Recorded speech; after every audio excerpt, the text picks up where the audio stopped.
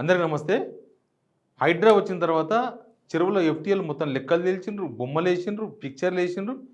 పేదలు మధ్యతరగతి ఉన్న వాళ్ళ దగ్గర ఆల్రెడీ నోటీసులు కూడా ఇచ్చారు. కానీ దుర్గం చెరువు దగ్గర డ్రామా స్టార్ట్ చేసిండ్రు. ముందు నుంచి ఏమవుతుంది అని అనుకున్నామో అదే అవుతుంది. దుర్గం చెరువు దగ్గర అక్కడ ఎఫ్టీఎల్లో ఉన్నవాళ్ళు ఆడికి పోతే కనిపిస్తుంది, మొత్తం చెరువులో ఉన్నట్టే కనిపిస్తుంది. వీళ్ళు ఎన్ని సున్నాలు వేసినా, ఎన్ని డామర్ రోడ్లు వేసినా, ఎన్ని చెట్లు నాటినా ఆడ పోతే మన చెరువులో ఉన్న ఫీలింగ్ కలుగుతుంది. అట్లా ఉంటుంది ఆ చెరువు. అది ఇప్పుడు ఏం చేసారు తెలుసా, ఎఫ్టీఎల్ పంచాయతీ కోర్టులో పెట్టినారు. కావాలని ఇదంతా కూడా కావాలని కోర్టు ద్వారా చెప్పించే ప్రయత్నాలు నడుస్తున్నాయి. కోర్టు ద్వారా ఇదంతా ఏం లేదు, దుర్గం చెరువు ఏం కబ్జా కాలేదు అని చెప్పించే ప్రయత్నాలు స్టార్ట్ అయినాయి. ఇంకా కోర్టు నుంచి వస్తే రేవంత్ రెడ్డికి సంబంధం లేదని చెప్పి నీకు ఇదంతా డ్రామా. ఇప్పుడు ఏమని చెప్తారు, కోర్టులో ఒక విచారణ జరిగింది. ఏం విచారణ జరిగిందంటే దుర్గం చెరువు 105 ఎకరాలు, దుర్గం చెరువు 165 ఎకరాలు అనేది 165 ఎకరాలు అనేది దుర్గం చెరువు హిస్టరీలోకి పోతే తెలుస్తుంది మనకు. హిస్టరీ దుర్గం చెరువు వికీపీడియా పోయినా తెలుస్తుంది. ఇక దాని గురించి ఇక్కడ చరిత్రకారులు ఉన్నారు, హైదరాబాద్ చరిత్రకారులు, వాళ్ళని కూడా చెప్తారు దుర్గం చెరువు ఇంత పెద్దగా ఉండే ఏం కథ అని. వాళ్ళు చెప్పడమే అవసరం లేదు. తీగల బ్రిడ్జ్ మీదకి పోయి ఒక 5 నిమిషాలు నిలబడి చూడండి, ఇట్లా మీకు అర్థమైపోతుంది. ఎవరికైనా అర్థమవుతుంది చెరువు ఏంది, చెరువును ఎక్కడ ఆపిర్రు, అవతల ఏమైంది, అవతల కబ్జాలు ఎవరు చేసిర్రు, ఎట్లా కట్టినరు. పర్మిషన్స్ లేకుండా కడితే కబ్జా కాదా?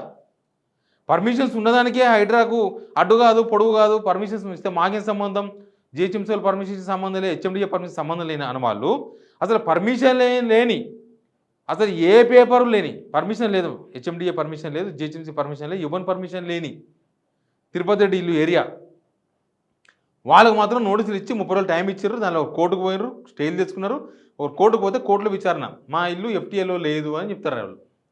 వీళ్ళేమంటారు, 165 ఎకరాలు మొత్తం దుర్గం చెరువు ఎఫ్టీఎల్ అని కోర్టుకు చెప్పారు. ఇప్పుడు ఆయన ఏమంటారు, లేదు 65 ఎకరాలే, వీళ్ళు తప్పు చెప్తున్నారు. 65 ఎకరాలే కనుక దుర్గం చెరువు ఎఫ్టీఎల్ అయితే ఇంకా దుర్గం చెరువులో ఎవరు ఎక్కడ కబ్జాలు చేయలేదని అర్థం. దాని అర్థం అదే. 65 ఎకరాలు ఇప్పుడు ఉంటుంది. ఇప్పుడు దుర్గం చెరువు 65 ఎకరాలు ఈజీగా ఉంటుంది. ఇప్పుడు ఆ పక్క ఈ పక్క మొత్తం మన కేబుల్ బ్రిడ్జ్ అవతల పక్క ఇదిలో కౌంట్ చేస్తే ఈజీగా 65 ఎకరాలు ఉంటుంది.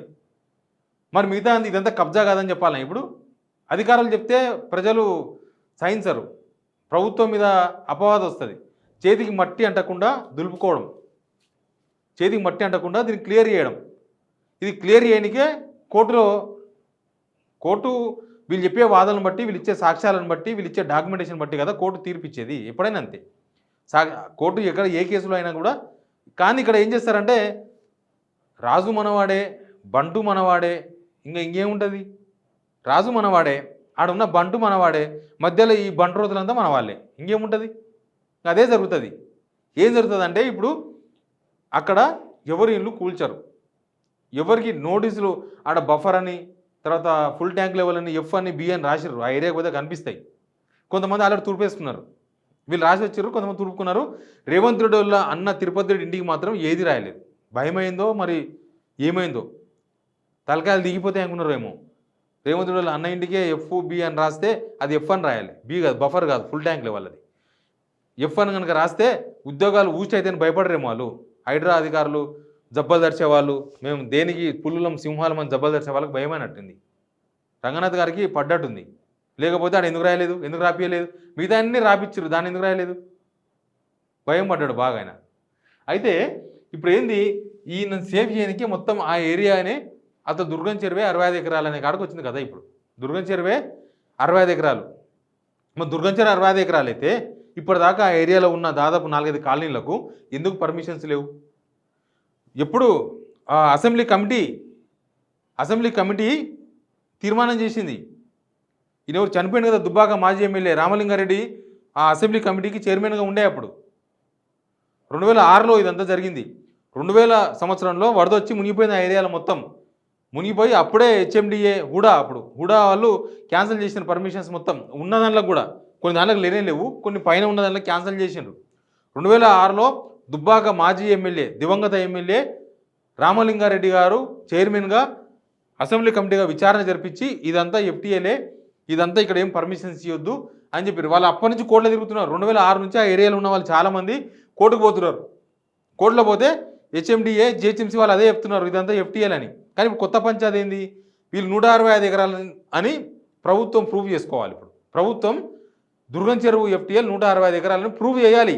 లేకపోతే కోర్టు ఏం చెప్తుంది 65 ఎకరాలు ఏం చెప్తుంది. అప్పుడు ఏమవుతారు, వీళ్ళందరూ సేఫ్ అవుతారు.